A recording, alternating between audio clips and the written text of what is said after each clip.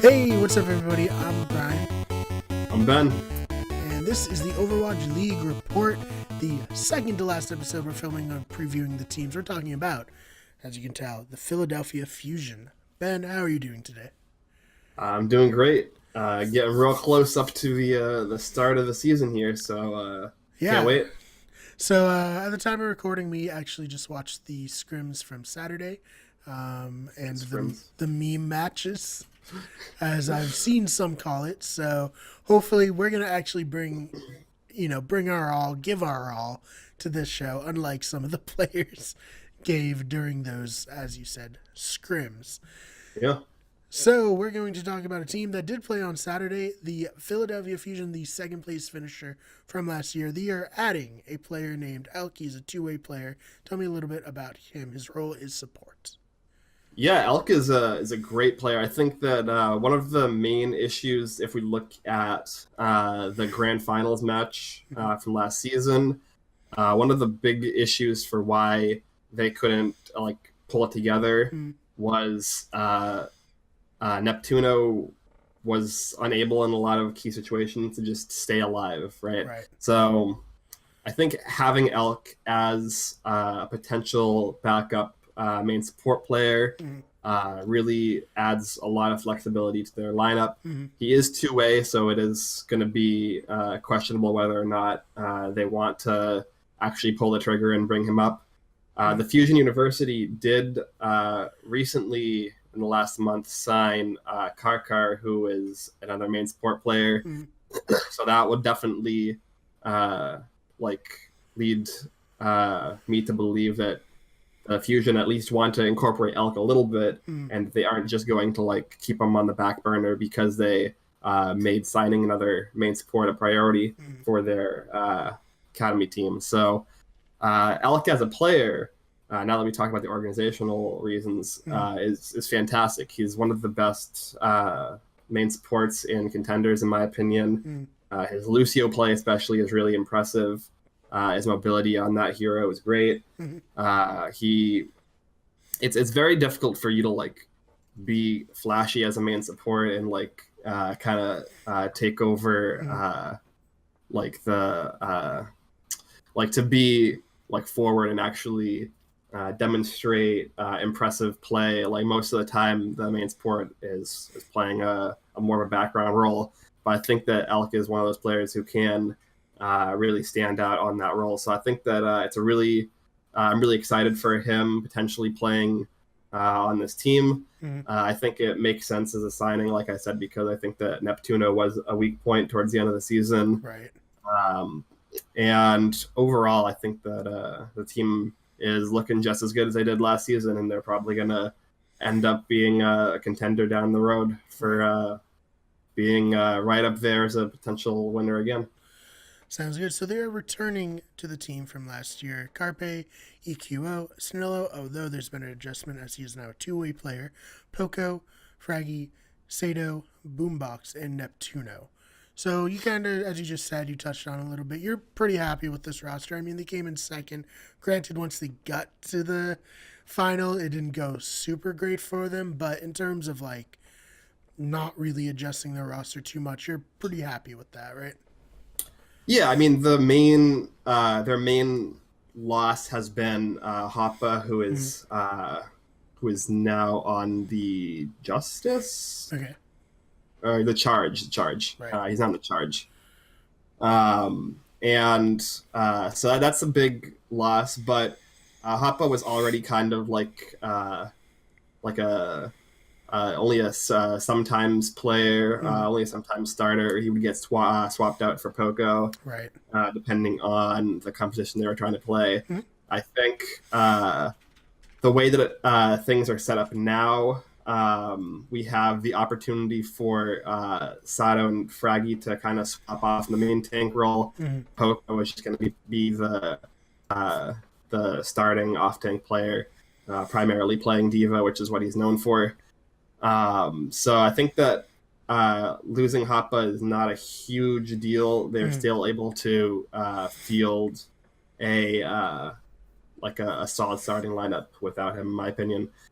So yeah, I mean the main thing that we can talk about is like the grand finals match. That was when the main point where they dropped the ball, because before that they came in, they really wrecked the Uprising in the quarterfinals. It wasn't like a total blowout, but Right. they definitely were the dominant team in that match. And they came in, they upset the Excelsior, who were everyone's favorites to win.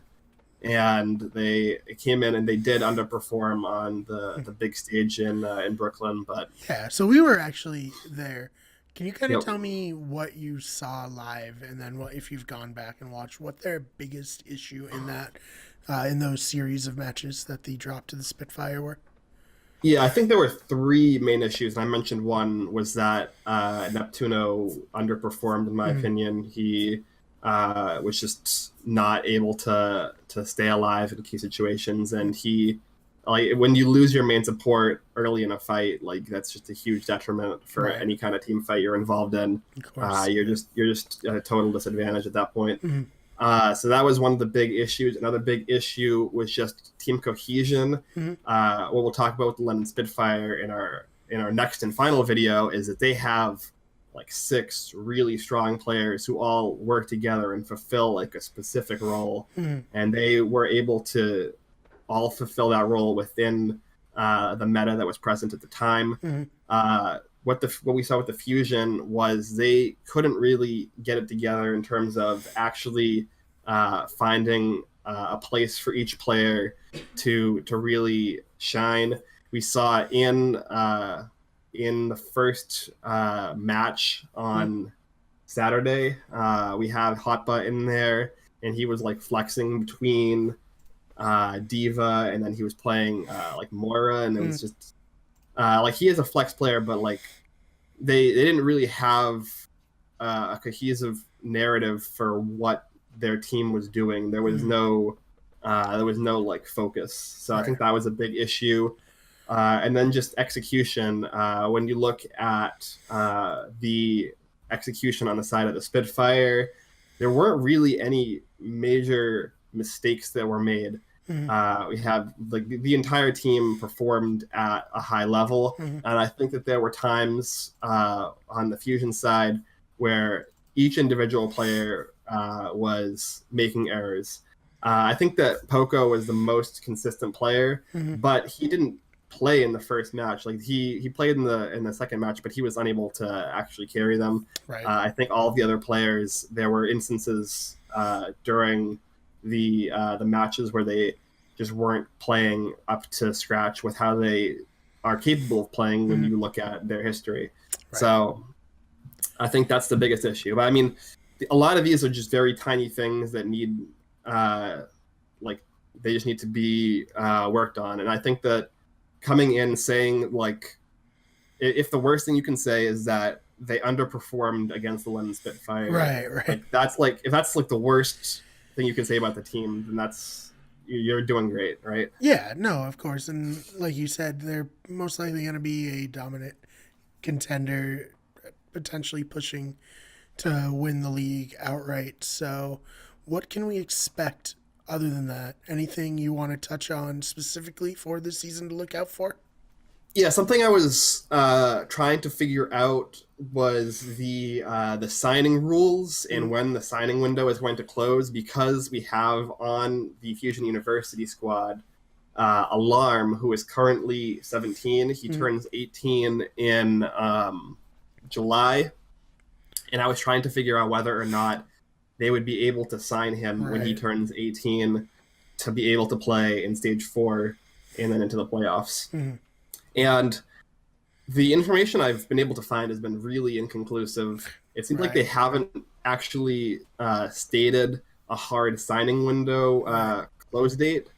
And also, like, the rules around the 18 age limit are confusing. It seems like that they're allowed to sign 18-year-olds who turn 18 before May 1st. Okay. I'm not sure if they're allowed to sign players after May 1st, once they've turned 18 after May 1st, or if they're only allowed to sign players who turn 18 before May 1st and then allowed to field them once they turn 18.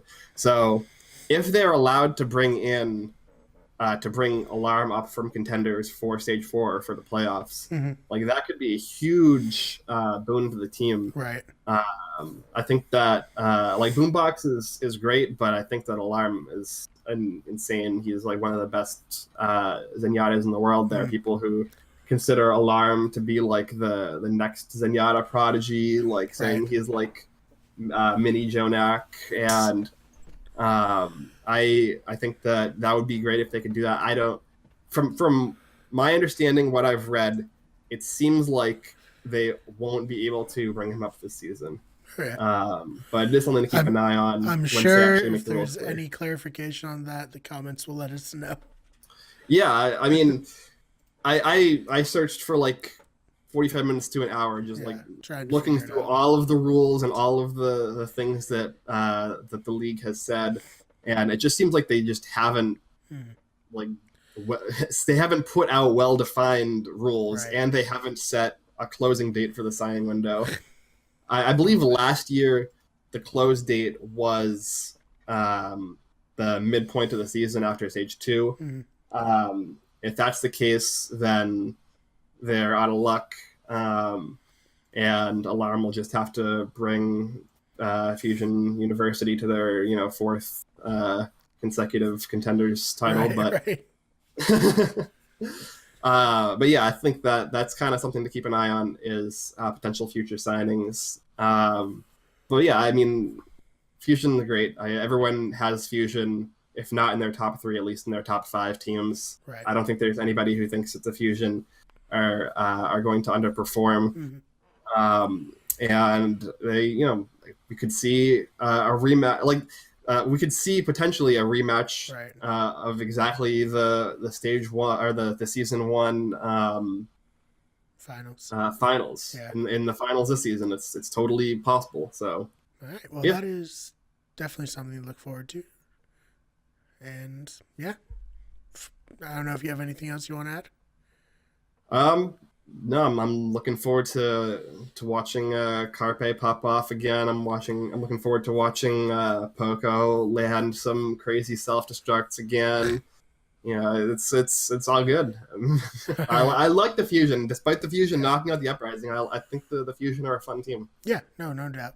It was fun to root for them, even though it was a futile effort. It was still fun to cheer them on in the finals. So it was really exciting for one map. Yes, for one map. So for us, that is it. Ben, where can they find you on the internet? You can find me at Ben Sharon. I sent out a couple tweets yesterday, which would not be yesterday when this video launches, but I've started tweeting more about Overwatch heading up to the leading up to the start of the season. You can expect me to tweet about the matches when there's actually matches to tweet about that matter. Right. What, Mystery Heroes doesn't excite you, Ben? It's great background noise. All right, you can find the channel on Twitter at WG Everything, on Instagram at Wicked Everything, on Twitch at twitch.tv/Wicked Everything, and on YouTube at youtube.com/Wicked Everything. Thank you guys so much for watching, and have a great rest of your day.